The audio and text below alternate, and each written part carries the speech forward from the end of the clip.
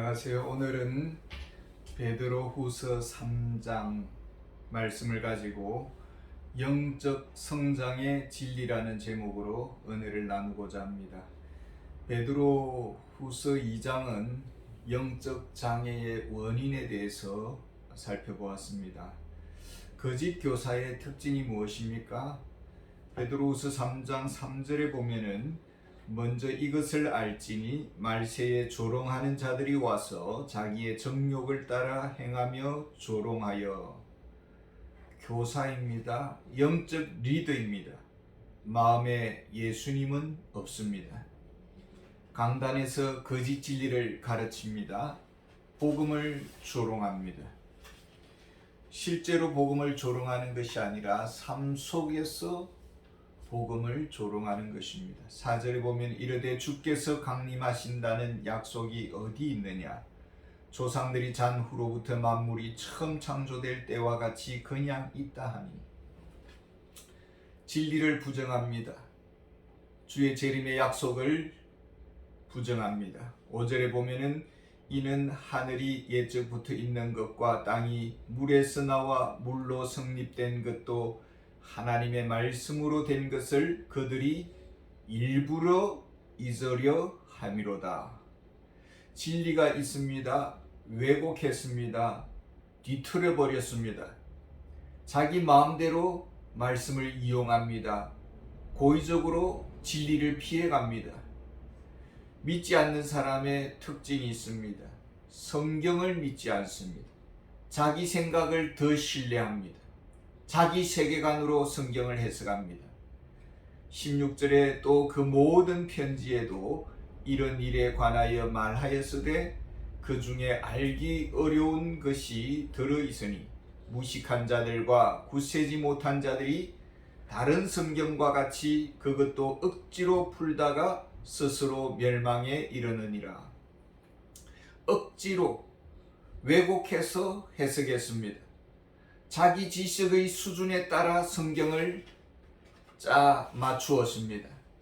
마태복음 11장 25절에 그때에 예수께서 대답하여 이르시되 천지의 주제이신 아버지여 이것을 지혜롭고 설기 있는 자들에게는 숨기시고 어린 아이들에게 나타내심을 감사나이다.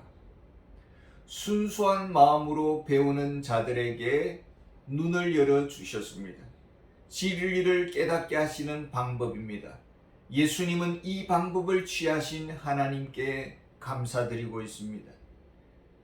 겸손한 자에게 주의 놀라운 진리를 보이십니다. 그래서 성경을 어떻게 읽어야 할까요? 2절에 보면은 곧 거룩한 선지자들이 예언한 말씀과 주 대신 구주께서 너희의 사도들로 말미암아 명하신 것을 기억하게 하려 하노라. 성경 말씀을 주의 명령으로 받아야 합니다. 순종하려는 태도를 가지고 성경을 읽어야 합니다. 이것이 영적 성장의 길입니다. 자기 생각대로 믿는 사람, 결국 성경을 왜곡시킵니다. 마음에 들지 않으면 버립니다. 애써 눈을 감고 피해갑니다. 그 마음의 본질 속에는 자기 주장이 있습니다. 자기 뜻대로 살고자 하는 마음이 있습니다. 주님의 재림을 부정하는 깊은 이유가 무엇입니까? 자기 마음대로 살겠다는 것입니다. 이것이 주님의 재림을 부정하는 이유입니다. 하나님은 왜 주님의 재림을 늦추는 듯 하시는 것일까요? 왜 주의 재림이 지연되는 듯 하시습니까? 9절에 보면은 주의 약속은 어떤 이들이 더디다고 생각하는 것 같이 더딘 것이 아니라 오직 주께서는 너희를 대하여 오래 참으사 아무도 멸망하지 아니하고 다 회개하기에 이르기를 원하시느니라. 하나님의 마음입니다. 멸망당하는 것을 원하지 않습니다. 행복한 세계를 맞이하기를 원합니다.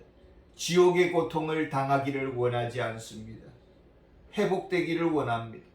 회개하기를 원하고 돌아오기를 기다리십니다. 주님의 가치 방향은 어디에 있습니까? 구원받는 것입니다. 천국에 들어가는 것입니다. 과연 천국이란 어떤 곳입니까? 13절에 우리는 그의 약속대로 의가 있는 곳인 새 하늘과 새 땅을 바라보도다. 불의한 세계 속에 살아가고 있습니다. 불의한 세계는 멸망당할 것입니다. 7절에 보면은 이제 하늘과 땅은 그 동일한 말씀으로 불사르기 위하여 보호하신 바 되어 경건하지 아니한 사람들의 심판과 멸망의 날까지 보존하여 두신 것이라. 노아 홍수는 인류의 보편적 심판이었습니다. 전 세계적 재난이었습니다. 이것은 경고입니다. 다가올 미래가 이와 같다라는 것입니다. 예고편을 보여준 것입니다. 미래에 무슨 일이 일어날까요? 10절에 보면은 그러나 주의 날이 도둑같이 오리니 그날에는 하늘이 큰 소리로 떠나가고 물질이 뜨거운 불에 푸르지고 땅과 그 중에 있는 모든 것이 드러나리로다. 불로 심판하실 것입니다. 불에 타서 하늘이 사라질 것입니다. 그리고 이 세상의 모든 은밀하고 깊은 죄와 행실들은 드러나게 될 것입니다. 하나님 앞에서 폭로될 것입니다. 죄와 저주와 사망의 권세가 불로서 심판을 당합니다. 하나님의 백성은 새로운 환경에서 영원히 살게 될 것입니다. 더 이상 지금의 현재의 하늘은 없습니다.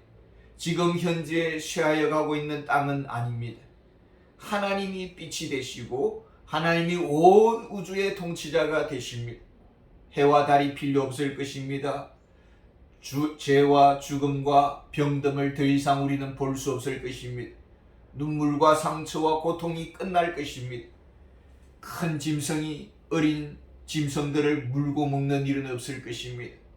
어린아이들이 들짐승과 뒹굴며 노는 그런 세상이 올 것입니다. 하나님은 그 세계를 준비하고 계십니다. 우리도 준비가 필요합니다. 결혼을 했습니다.